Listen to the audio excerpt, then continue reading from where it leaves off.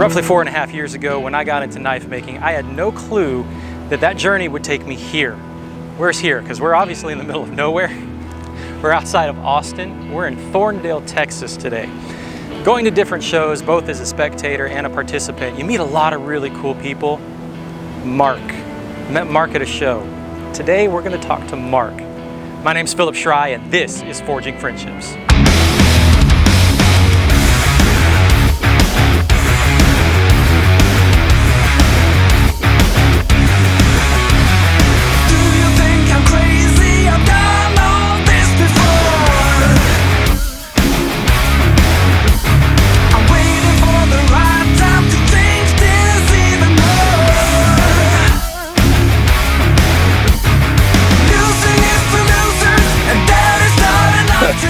It's okay. There's a test drive. My name's Mark Birchard. I had an opportunity to work with Philip to tell a story about me and my life and how I came to forging. This is a little bit about me. I live in Thorndale, Texas. I'm currently the police chief for the city of Thorndale. I'm working on my 30th year in law enforcement next year. I started as a young person with IBM. I worked there 10 years. At that point, my then marriage decided to end when I got to Texas. It wasn't a Texas thing. Not that I had to have my exes in Texas, but, well, she isn't now, she's gone. We separated, ended up divorcing. And I said, this time I'm going to go do something that I want to do. And I always had a love for fire department and service to the community. And so I thought, well, I can be a dispatcher. Let me start with that and see if a fire department job opens up, because I had pretty good credentials as far as a volunteer firefighter to go paid. So I did dispatch for the city of Leander when they were very small in the early 90s. 6 months later, I got a chance to go to Williamson County and work there for a while. I decided to get the bug, or got the bug, to go into law enforcement. I made a lot of friends obviously with the different deputies and the folks that worked there, and started riding out with a good friend of mine, Curtis Wallace, who just really kick-started my career. He was such a gracious person, let me go out and ride with him every weekend, tolerated me being out there with him. It was just an awesome experience. Pushed me into going to the academy. That led to an opening coming up for an animal control officer with the county. That's a commissioned position, so I put in for that. I was animal control officer. At the time that happened, my partner took a position out of the county, which left me there with everything. At the same time, a commissioner had passed an ordinance for a restraint law, which meant that all dogs had to be restrained to the owner's property, even in the county. So our calls for service went from about 150 a month to 150 a person. I got a brand new 1994 Ford pickup truck that year in January, and by August I had 28,000 miles on it. So we were a little busy. I racked up a lot of comp time. The city of Georgetown called me, interviewed over there, and I became the supervisor for the city of Georgetown for 3 years. The great thing about the experience I had at Georgetown was it taught me budgeting, hiring. I did have one termination that was kind of nasty, so it prepared me for some of the bad things about being a supervisor. And then a very good friend of mine was elected constable the fall of '96 and was going to take office in 1997, and that was Marty Rubel. Marty asked me if I wanted to come to work and be his chief deputy, and I said, what's that look like? He said, it's you and me and a lot of hours. And I went, cool. So I stupidly followed Marty, and that ended up being basically a 21-year marriage, more or less is what I used to call it.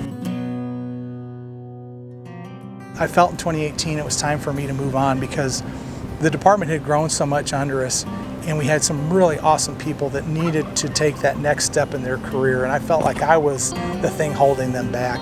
Earlier in summer of 2018, I got diagnosed with colorectal cancer. We did the surgery, thought we had everything. In November I retired, or like I say retarded, because I went to work the next day for the city of Thorndale. And in December I got our first scan back, our 6-month scan.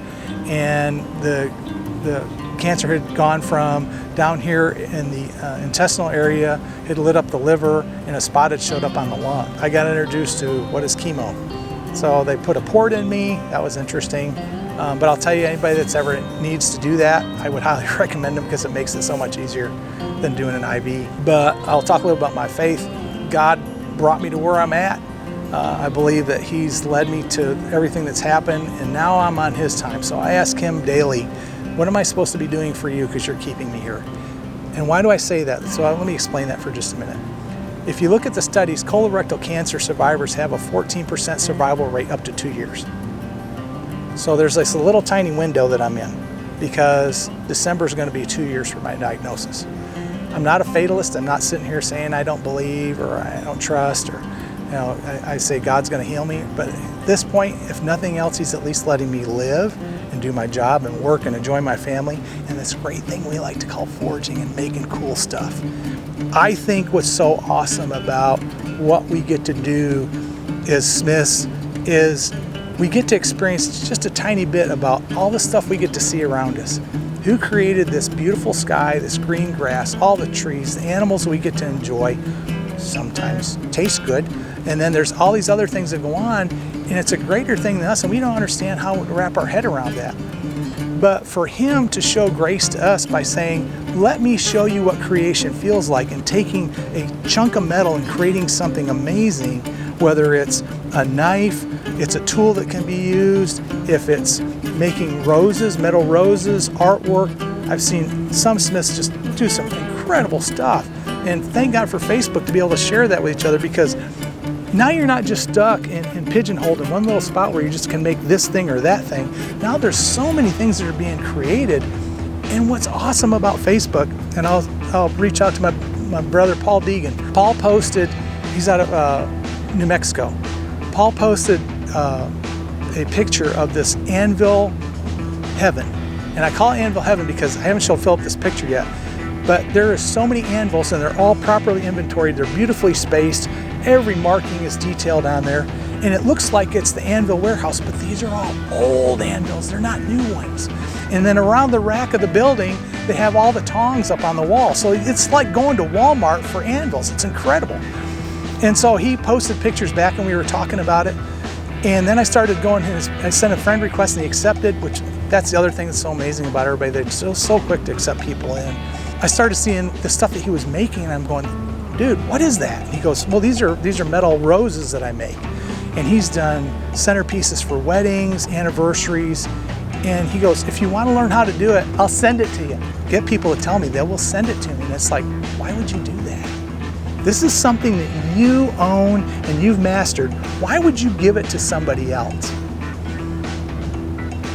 That's what I'm talking about. Is so awesome about the community, because everybody wants to share. It's like we have one toy, but everybody wants to give you that same toy. They want you to see the same thing they felt when they started. They want you to experience the same emotions and the ability that you can do something with these two digits, or these two things right here with digits on them, that the rest of us don't know what to do sometimes. Sometimes we can't wind our watch and scratch our... Anyway.